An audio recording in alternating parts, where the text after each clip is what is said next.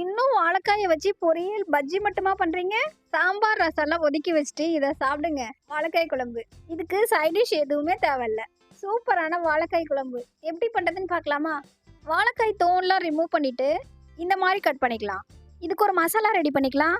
1 spoon மிளகாய் தூள், 1/4 spoon மஞ்சள் தூள், தேவையான அளவு உப்பு, 1/2 ஸ்பூன் கார்ன்ஃப்ளவரும் சேர்த்துட்டு கொஞ்சமா தண்ணி சேர்த்துட்டு மிக்ஸ் பண்ணிக்கலாம். கட் பண்ண வாழைக்காயை சேர்த்துட்டு மசாலா எல்லாமே காயில நல்லா தடவிக்கலாம். ஒரு தோசைக்கல்ல எண்ணெய் சேர்த்துட்டு எண்ணெய் சூடானதும் இந்த வாழைக்காயை அதில் சேர்த்துக்கலாம். திருப்பி போட்டு நல்லா ஃப்ரை பண்ணிக்கலாம்.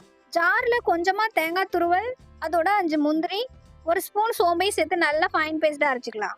கடாயில எண்ணெய் சேர்த்துட்டு எண்ணெய் சூடானதும் சோம்பு, கருவேப்பிலை, கட் பண்ண பூண்டு அண்ட் சின்ன வெங்காயமும் சேர்த்துட்டு வதக்கிட்டு கூடவே ஒரு தக்காளியும் சேர்த்து வதக்கிக்கலாம்.